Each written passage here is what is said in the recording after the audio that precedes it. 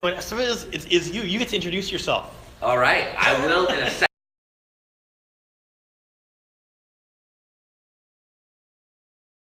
IDB, or in the flesh, ITF. ITF. And those watching us online, if you can take out.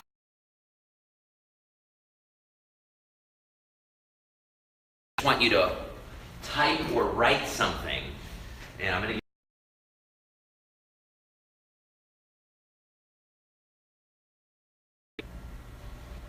Ready.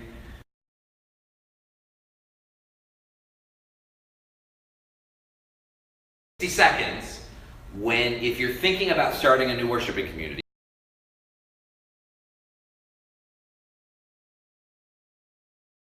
Who do you envision that the church plant is targeting, is reaching out to?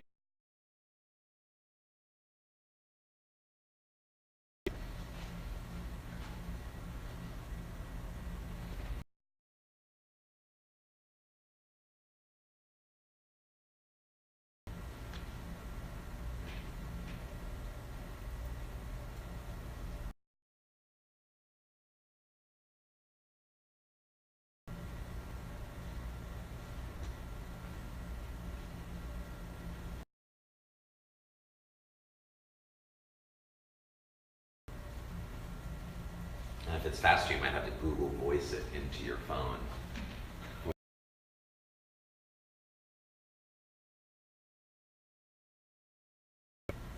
Okay, you have about 15 seconds. Who do you see? Who's there? Who's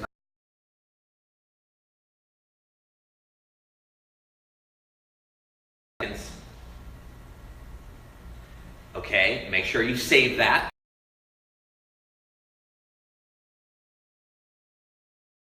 Piece of paper, or however you want to do it. I'm going to give you 30 seconds to think about what you have in common with that group you want to reach out to. So the audience you see at this new church plant, this group that you want this new church plant to reach, or the current church plant to reach.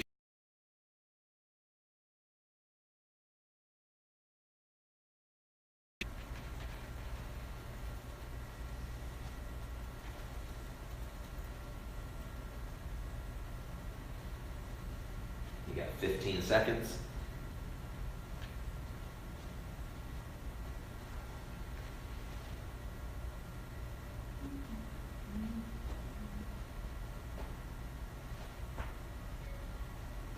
Okay, and wrap it up. Okay, now, I want you to save that. I want you to hold on to it, and we're going to come back to it at the end. Okay, so just sit on that for a little while.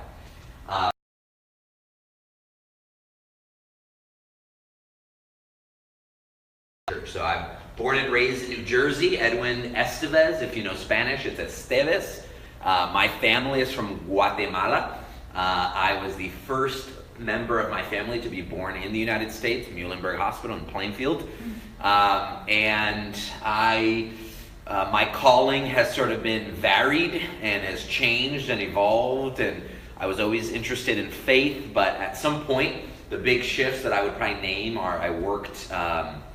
I did a fellowship program in Guatemala and loved it, and would have loved to have stayed there, but to be very honest, I was there for a year. To be very honest, it was very comfortable. I was not challenged by it, but it was great to have done ministry out there. I applied for a residency in Chicago and enjoyed a lot of it, but it was the opposite end. It was incredibly challenging, such that I didn't see myself in that kind of ministry. And then just as I thought, like, maybe I'm not called to be a pastor, I was telling Edwin Andrade, I was saying, maybe I'm going to be a coffee shop owner, right? And just talk to people and be present, and I'll still participate in church in other ways. Just as that was happening, I met a gentleman who had planted a church about 17 years ago. And, at the time, it was like 15 years ago. And he started it just outside Chicago. And I said, hey, would you mind if I do that? I just made up an internship. We created an internship on the spot. And because we had a really cool spirit, and he had a cool spirit, we had a good connection. And so I interned at his church for about 3 or 4 months. And I loved it. I loved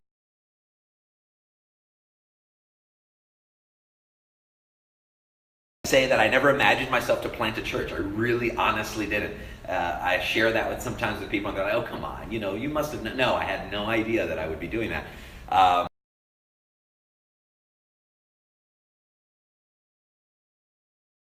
Now in this presbytery, in the National Capital Presbytery. And he had reached out to me during my residency in Chicago and said, hey, there's this great opportunity in Wilmington, Newcastle Presbytery.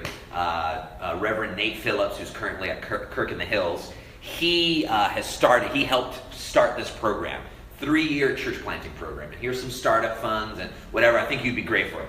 And I told him, sorry, I've got this residency, don't really have time to do it. Really don't want to burn a bridge, right? I got as much as I'm tempted to try this new thing, I think I want to hold on. And then he reached out to me again, almost around the time where I was trying to figure out what am I doing next.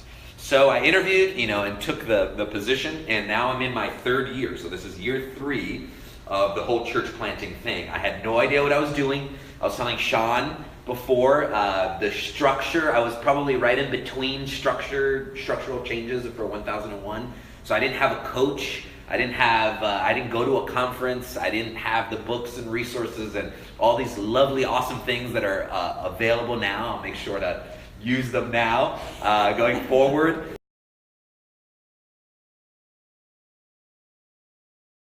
The deep end. I come from a family like that, family of immigrants who go, hey, I don't know English and I don't have any money. Let's do this. Go into the United States. We're going to do this. It's going to be fine. So they taught me what I call a hustler spirit, and I don't mean that in a negative way, like I'm trying to hustle people out of money. I just mean you hustle, you hit the ground, there's always an opportunity, right? There's never like, oh, it's a recession, there are no jobs. It's like, no, you create one, you go find one, you go double up on one, right? So I enjoyed that aspect of it, and basically very basic stuff of getting into new church plants. Did the windshield analysis, as they call it in community organizing, driving around, getting to know different neighborhoods. What's funny is there were neighborhoods, Cool Spring in Wilmington, which Jackie knows. I loved that neighborhood. I was like, yep, this is it. Oh my God, it's my dream. It's perfect. And then I found out there was a church plant already there. And I was like, of course there would be. And they're doing great work. And so I was like, okay, not gonna do there. Then there was a town, Middletown, which is very like suburban kind of feel to it. Very awesome town. And I tell you, I was attracted to it because it was tempting. It was like, man, this is like really ripe for something. But I just did not feel like I was the right person for it, which is an incredible gift.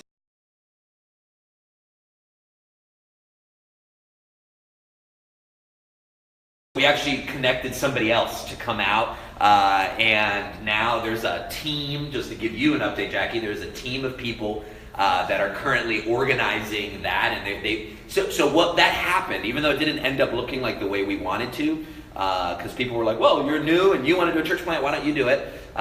It's changed and evolved, and it's opened up a conversation in our presbytery to go, oh, what if we do this differently? So that was good. I discerned that wasn't for me, and then I landed in this neighborhood called Riverfront in Wilmington. The way I landed in it is because I would always go to this neighborhood after being disappointed by the fact that I couldn't find the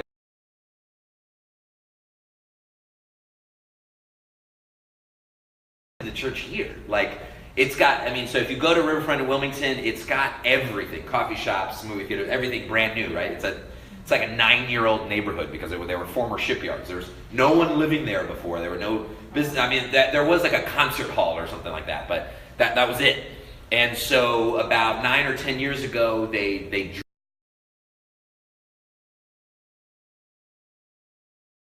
you're competing with, Philadelphia and a ton of other cities. Like, it's not going to happen.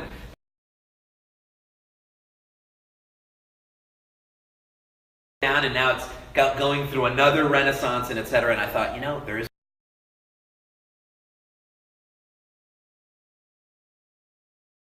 I was like, oh, okay, great, because don't have to deal with territorialism. Don't have to deal.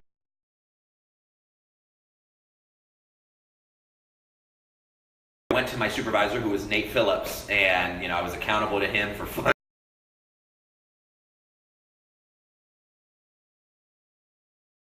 He was like, okay, and I said, yeah, Riverfront Church, and we just started. We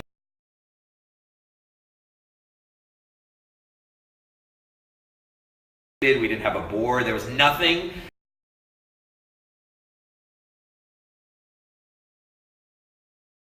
Estevez, I'm the pastor at Riverfront Church. And I was like, Riverfront Church? Oh, like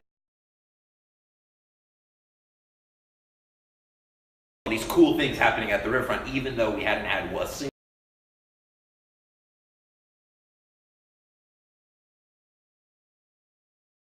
It was like meet and greet, and it was like it was kind of funky. I took a risk because I said like meet.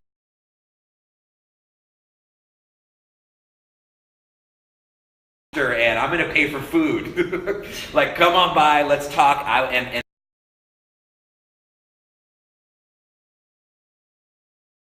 actually build a building. We're gonna build a community, and so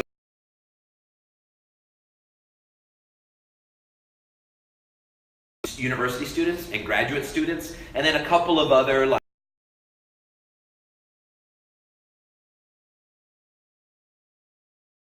Right, we probably started doing like dinners, and we would pray together, and that was it. And then we were like,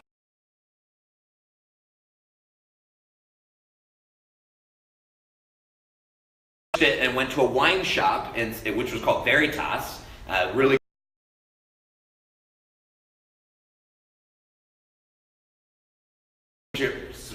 somewhat worship-like service there.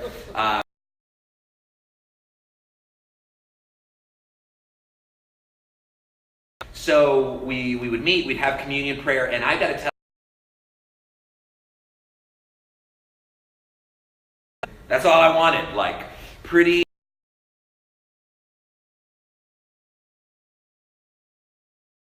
awesome wine shop. People are coming in and go away to the register. It was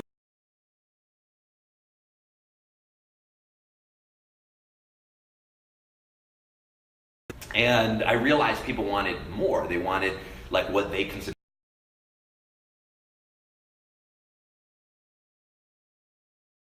I was like, no, this is my dream, right? And I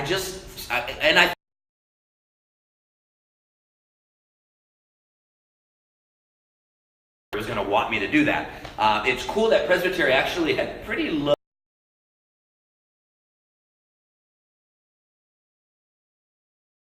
It's cool, like you can do whatever you want. And I realized though the group was like, no, but we want to sing.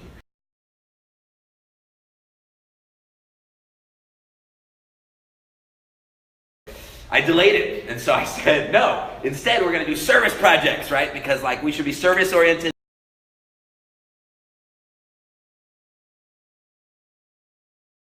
Worship service, and I was like, goodness gracious, fine, right? And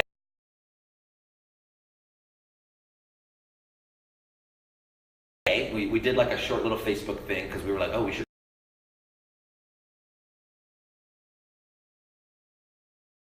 At the riverfront, and it was freezing cold and 100.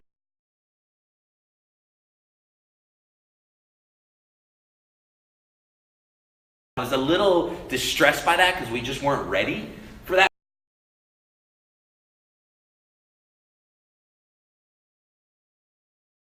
I really lost the momentum because I was like, I don't know that I want to do worship every week.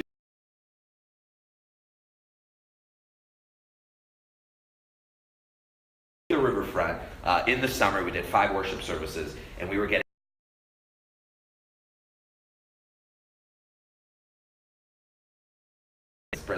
other Presbyterians came and worshiped, and we were getting like.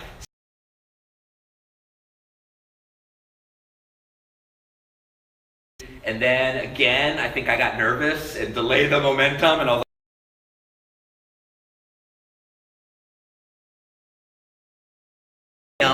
and started doing monthly worship services there, and then it got to weekly.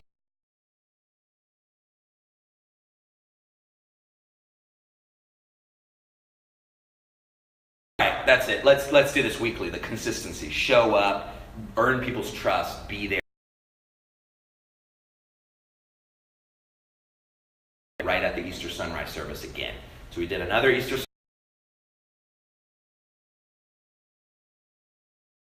We started worshiping every Sunday after, and we worship at 5:05 because what we want to see it as is like, okay, we're actually going to have different components to what it is.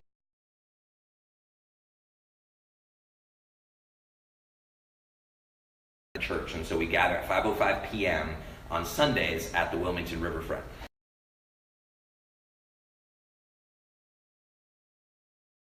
Yeah, it's like an idea worth spreading. Probably one of the biggest things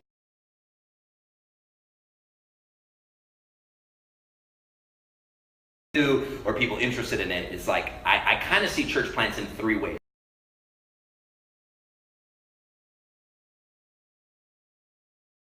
Go plant a church in a middle town, right, which has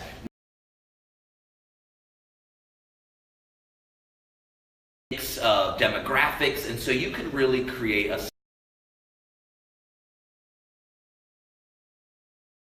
but it's got all the ingredients, right, to become like, okay, it's going to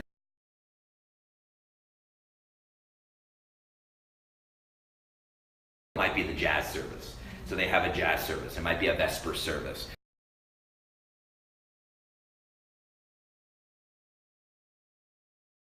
And it's really a ministry of that church, but it's a church within a church that gets its own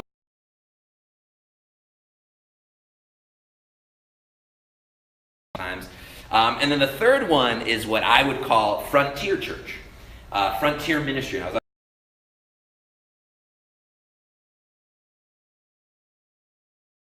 church can kind of go in many directions. If you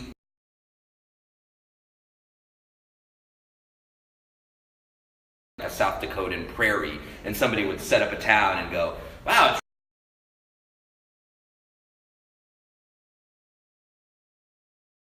And often the ministries that were there, which often tend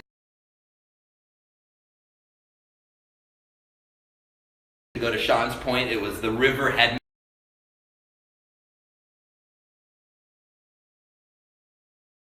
realized that the riverfront neighborhood in Wilmington is a very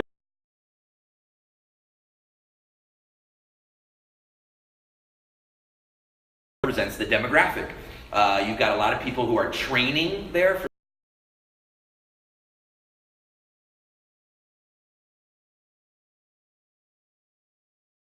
I get married, right? So I move, or I get a different job, and so I go to,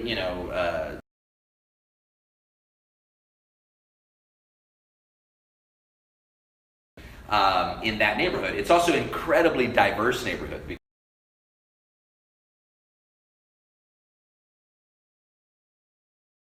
It is a lot of people who are often left behind when cities are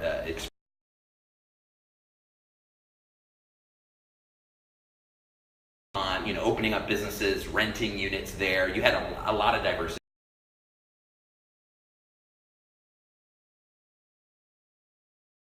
Economic community as well. And so that's kind of what I love.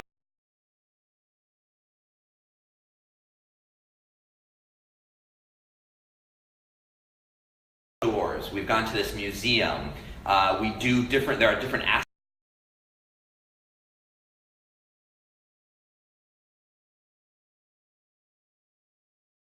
Remember that time we did this kind of mission project? Why aren't we still doing that?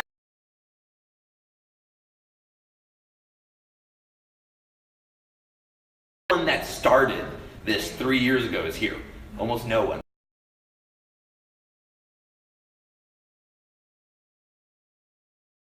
That group. So the frontier ministry piece has helped our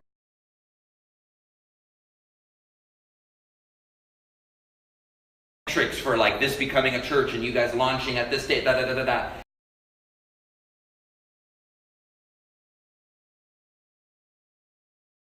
We're a frontier ministry. We're doing things that other churches may be.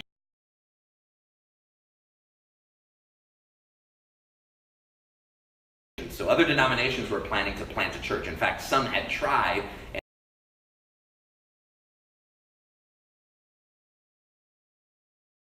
They met me and we began a relationship. We just began to have.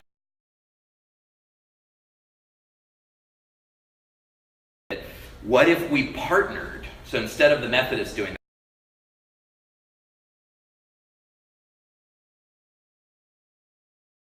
that, Now, that sounds awesome, right? Because everybody I tell is like, oh wow, that's the king.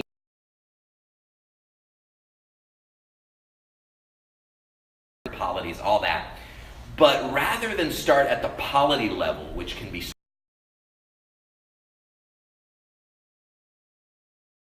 and I know I have this fact that you probably have a description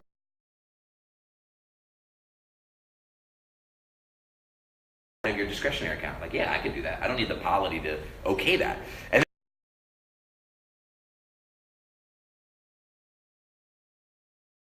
an outreach grant from your congregation,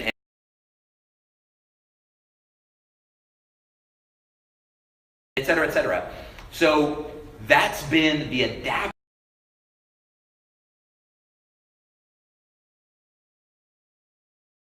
The first link. So coming up, so talking about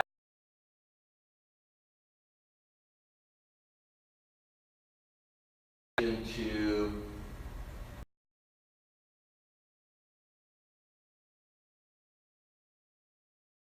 should be, yeah, that one.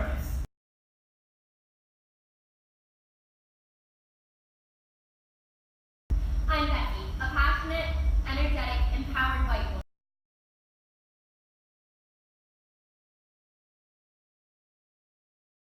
September 24th at 5:05 p.m. Performing the one-act play,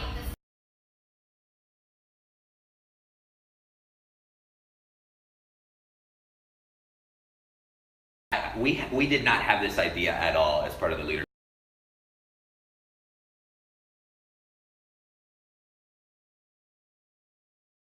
I saw him in the play known as Hair.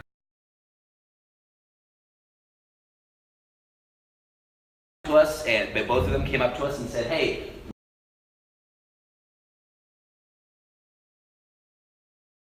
dialogue and racial dynamics in the United."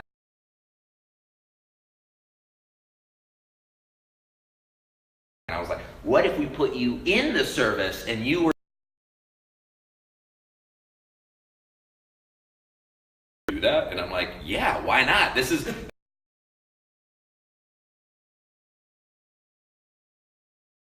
I can at 5:05 p.m. You're already expecting something.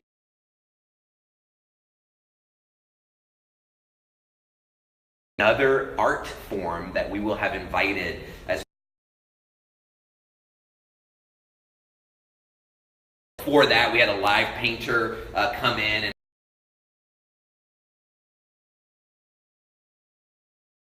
and we've had things that were like, not exactly my cup of tea.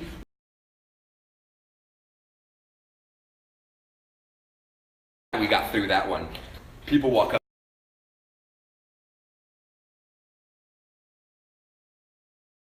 Oh, how you saw that as powerful, but amen. It fed.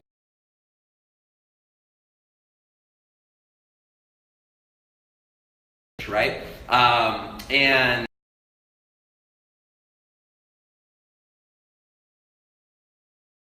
this is usually how the conversation goes. I'm like, hey, I've seen you at a couple.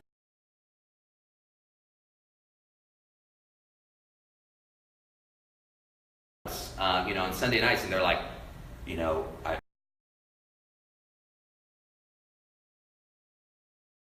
then they'll make all the jokes around that. I might burn if I walk in. Do it. And, some have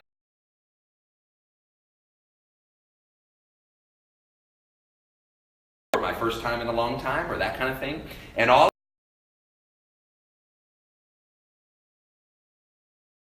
you want. Pick the hymn and design it however you want. Here,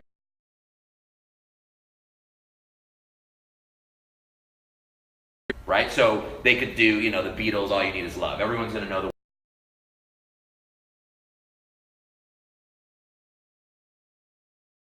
the theme. And again, sometimes that's worked really well, and sometimes I'm like, I don't know.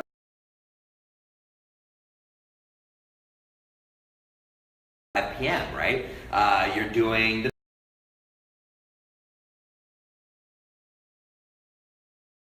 Hathaway, which is like,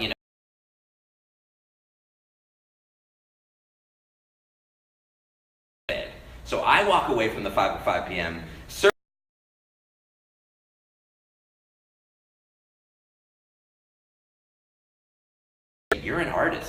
whatever you feel inspired to bring to us.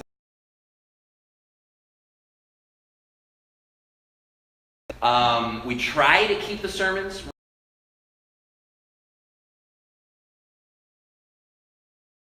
outdoor screen or anything like that, so it's actually pretty.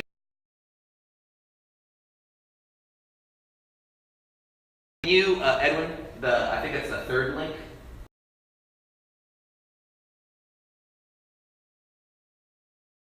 That we just go around on a weekly basis. Pastor of Riverfront Church.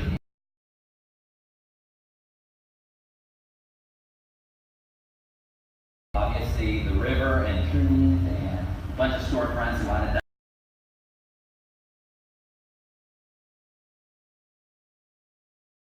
Prayer, go.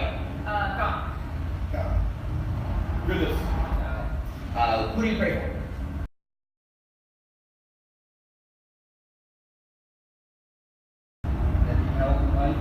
What is prayer? I guess giving thanks.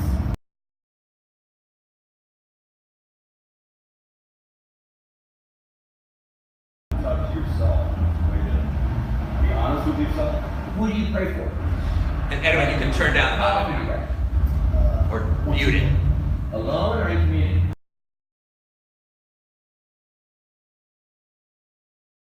Asking questions. So we had a sermon on ethics. So we went around asking people, how do you know right and wrong? Like, what's your metric for that?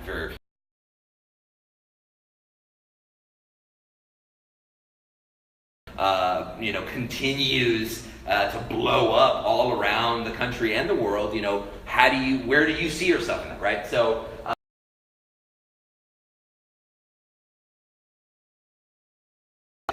The neighborhood.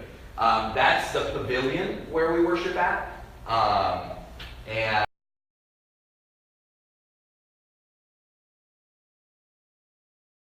hey, you guys, we're like trudging around this tiny little table, and they're like, hey,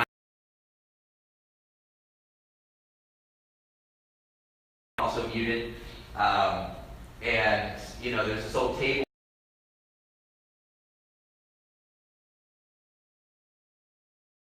And it hangs by the ropes at the pavilion, right? And that's where we do communion. This is Reverend Emma.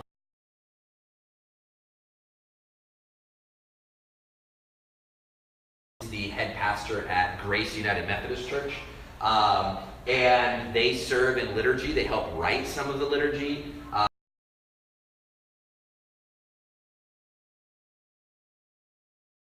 And she totally, as she would self-admit, bombed, right? She was super nervous. She wasn't used to the format.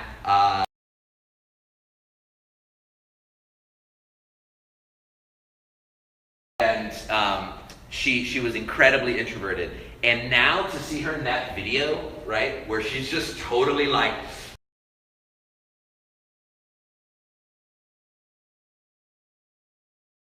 taking away barriers to faith. But if you see her now, like I've got away now twice, and it's the first time I ever did it, where I was like, okay, you're going to lead the service. I'm not going to even be here. And she's just awesome.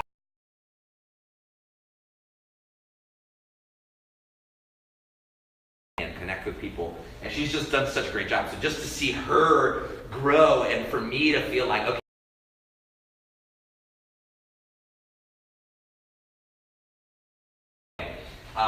Edwin, if you could play this is the invitation one.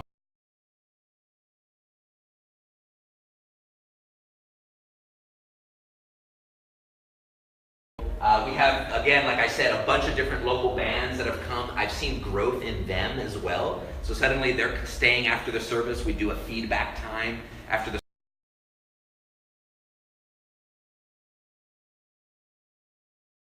right next door to the pavilion, and we gather together, and we actually just talk. We process the service together. So we'll order some drinks, we'll order some food, and we'll just say,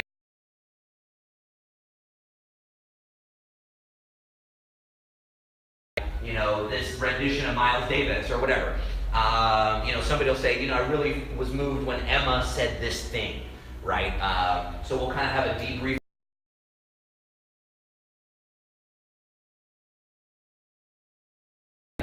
that kind of thing. And now, some of the ones who are like, I haven't been to church, I don't know if I believe, or whatever, are now starting to participate in a faith dialogue. So those things continue.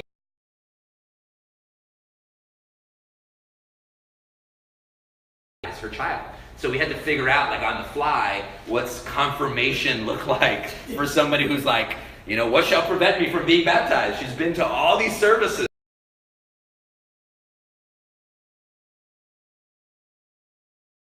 Right? We figured it out. We adapted to it. And so that's the frontier ministry piece. So I'm about to wrap up. If you could just show just the indoor one so you guys get a sense.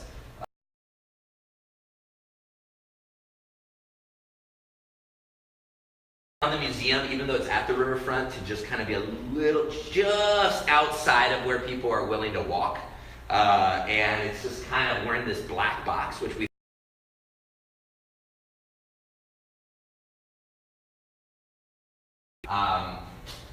that was the feedback we got. But we were able to use images, we were able to experiment with that. We're actually connecting with the County Chamber of Commerce. They took over University of Phoenix old space that has like a cafe.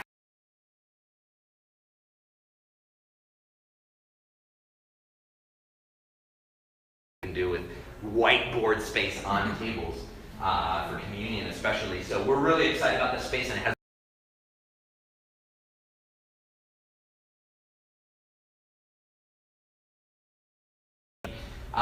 but now as I wrap up, so that's kind of like the long and short of it, I want to say two more things, which is just what we plan to do. What we plan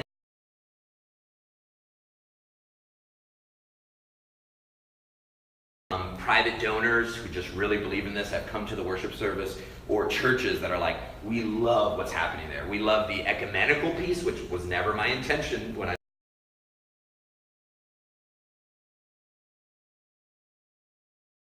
have three groups right now similar to what you were talking about. We have very involved members at churches that are like, I feel like I'm working on Sunday mornings, so I just want to come here and just be present with this community. Number two,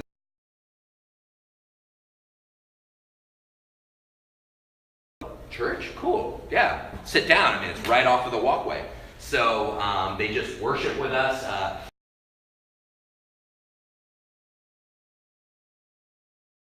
And they'll seriously sit on the dock of the bay, right? And worship with us. Like, seriously, like.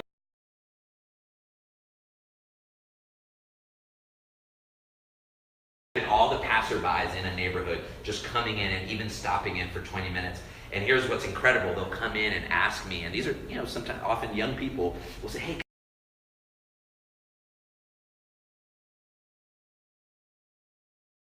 listen, it's like, wow, you were only here for 15 minutes. Awesome, thank you. And then the third group is this online community, which we are in no way like, oh yeah, we know what we're doing. In fact,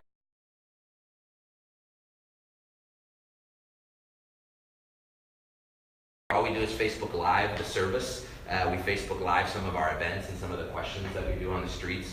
And you get incredible impressions. You just get, suddenly that gets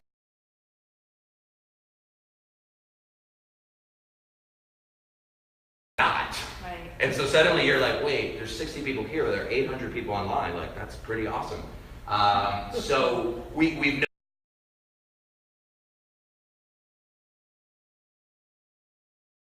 in this way, and feel free to invite her. You can't make it to the service. So the things we're planning to do in partnership,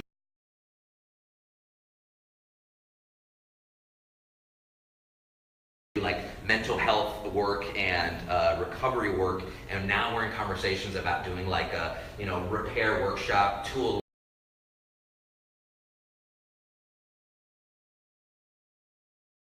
I mean, that's just from relationships that are being built, and churches that have spaces for it and funds for it, right? There's a long-term dream of a cafe.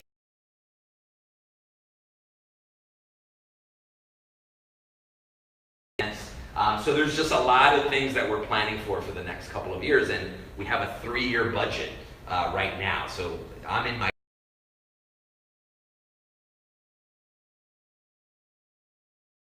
personal donations and church sponsorship. So we're really excited about that. And going back to the thing you wrote at the beginning, so this is my last piece.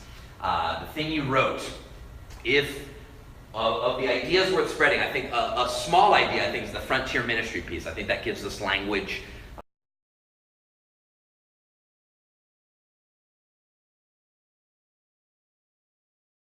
Has to do with the fact that I think about this, and I'm willing to be wrong on this, but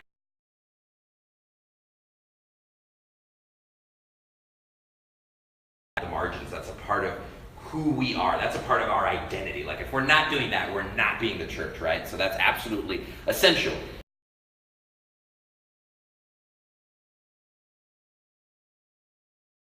And so building community, being present, not very churchy. And he spent a lot of time with their...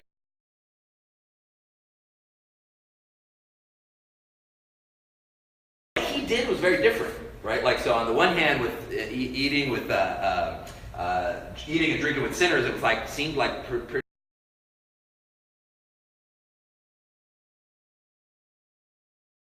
With the church folks, he was calling them out, right? Constantly calling them to truth. And it's made me think about the idea that when I meet with a church, when I meet with a community that is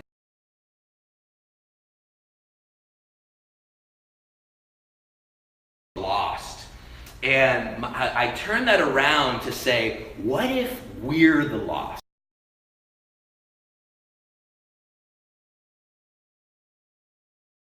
The poor, those outcasts, right? And so they're in serious physical danger, right? Of empire, of the socioeconomics of the day, et cetera, et cetera.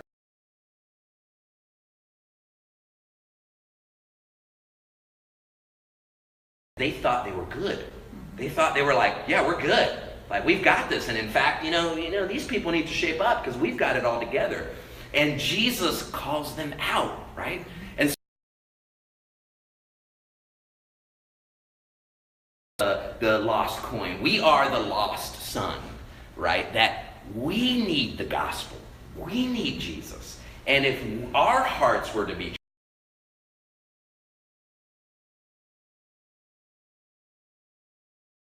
would be like light pointing or light shining in the city, right? And therefore, people might be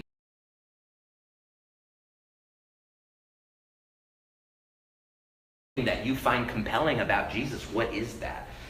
So I just want to push us a little bit, and I may be wrong on this, but I again, like I said, I've been moved by this idea that all of us, even in this room, like pastors, like, what if we're the lost ones? We are not the missionaries. We are the mission.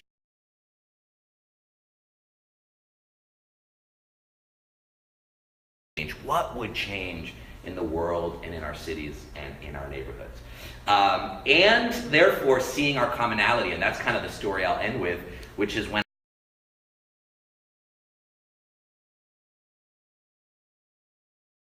and contacted all these people and tried to gain trust of the network, et cetera, et cetera, et cetera, all this stuff. Event comes and I'm there, or early, set up, right? I feel like I'm going to get at least 15 people. That's what I think.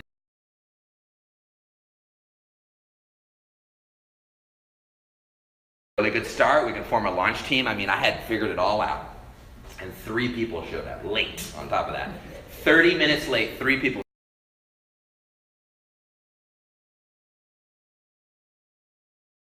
To a pastor friend of mine who had told them to go.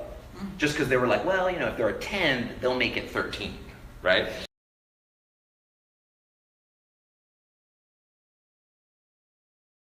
Incredibly disappointed. I immediately, thoughts of like, what am I doing? Am I called to do this? I shouldn't be doing this. And I remember the next meet and greet we had,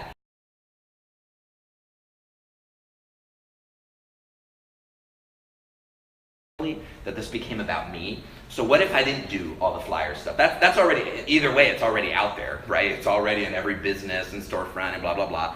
What if instead I just actually spent my time thinking,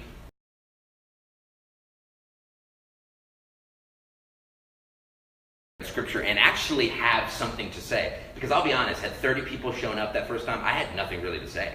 I would have just been like, cool, I did a great event. This is awesome. Oh yeah, why we're here, right?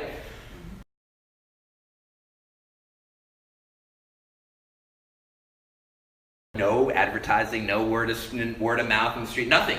I had seriously prayed, but now I had something to say. I had something to say.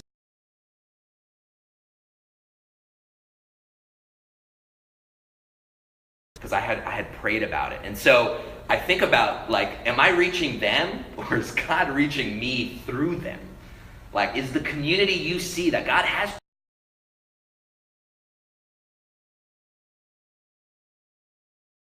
wants to reach you through them?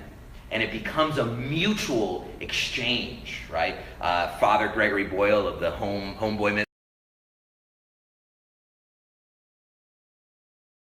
he uses metaphors that are like suggest dance, although he never says the word, and I want him to. It's like we're dancing.